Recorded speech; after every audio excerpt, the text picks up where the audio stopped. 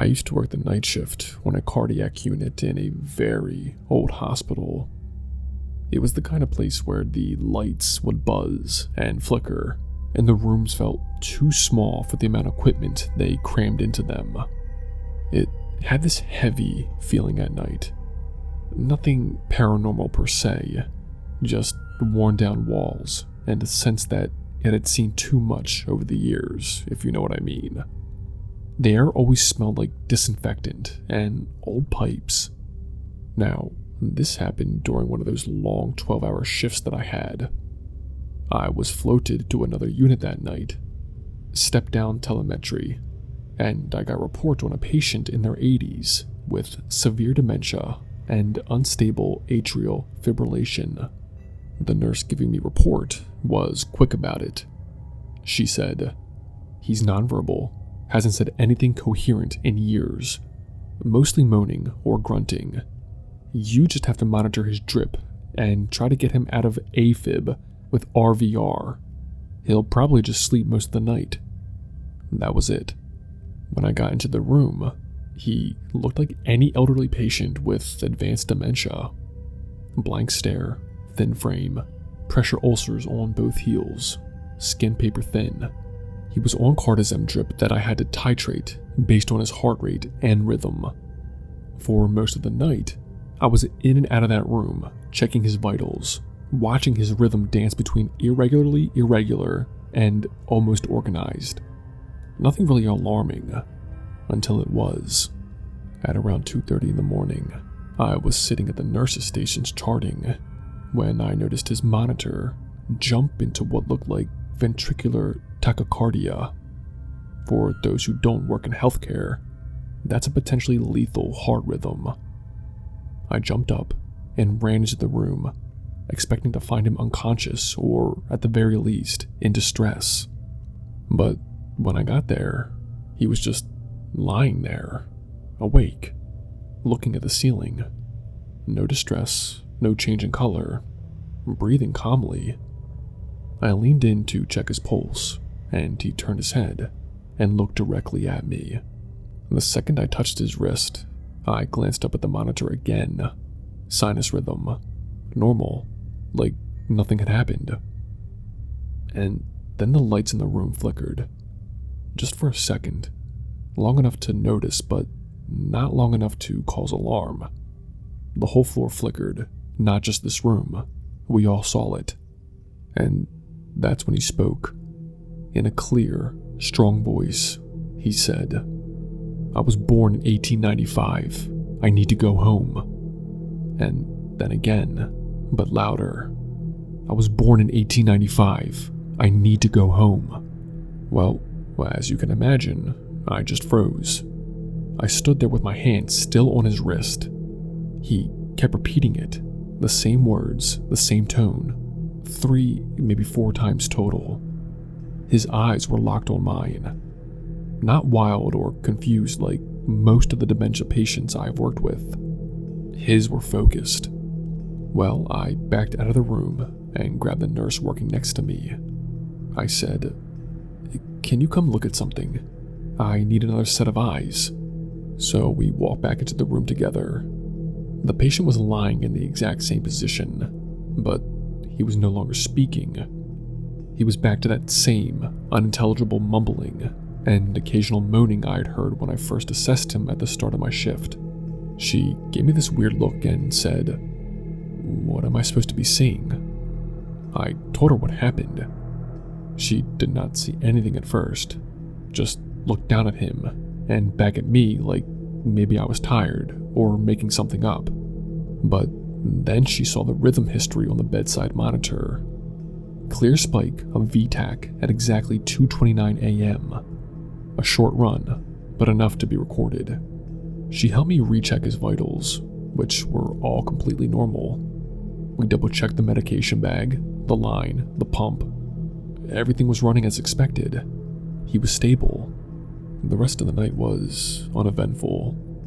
He never spoke again. Just moaned softly and occasionally opened his eyes, but never with the same clarity or focus. I documented everything I could without sounding insane, just stuck with the facts. I reported, patient had a brief episode of VTAC at 2:29 a.m. with spontaneous conversion to NSR. No distress noted. Alert. Spoke briefly. That was it. For weeks after that shift, I kept thinking about what he said. I even went back and looked up what year that would have made him born. 1895 meant he would have been over 120 years old, which was obviously impossible. Could he have just said a random number? Maybe. Was it the meds? Possibly. But it didn't feel random. It felt deliberate. And no, I don't believe in ghosts. I still don't. But I can't explain what I saw that night. And I've been doing this long enough to know when something's off. And that was off. I transferred out of that hospital about 6 months later. Not because of that night, but I'll admit that it did stick with me. Some moments just don't leave you, no matter how much you try to rationalize them.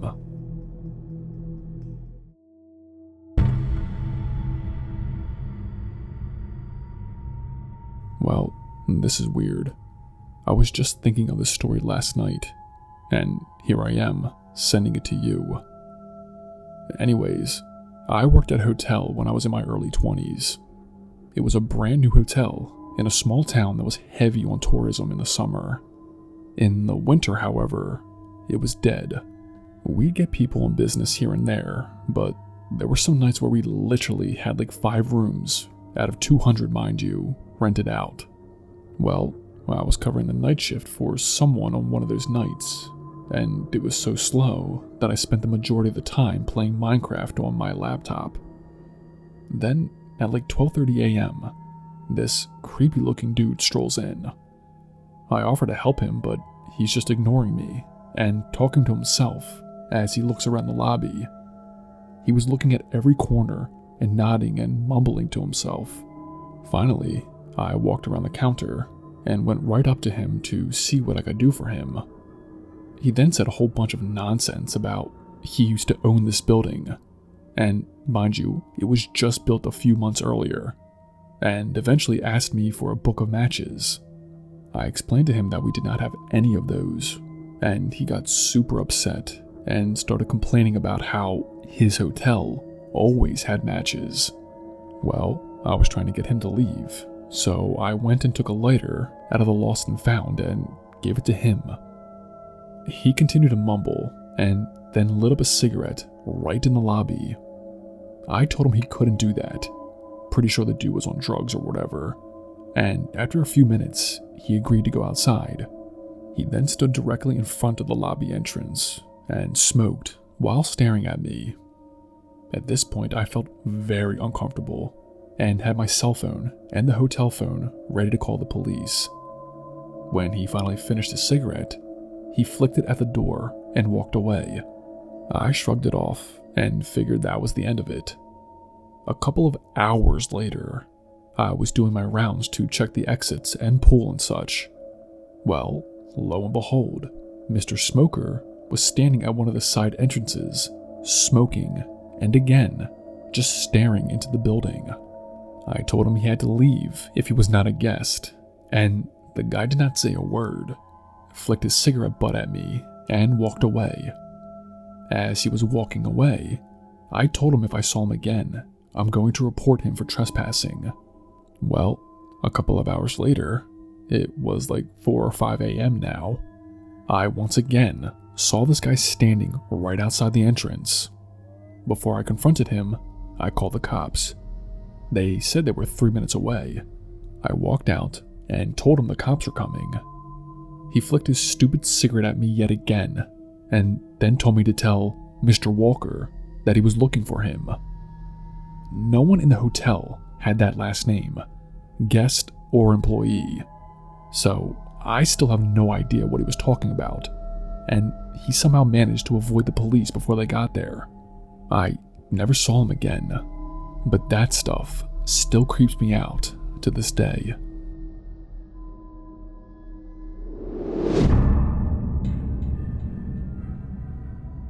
Hey there, Spooky. I figured I'd share something that happened to me a few years ago when I used to work at Dunkin' Donuts.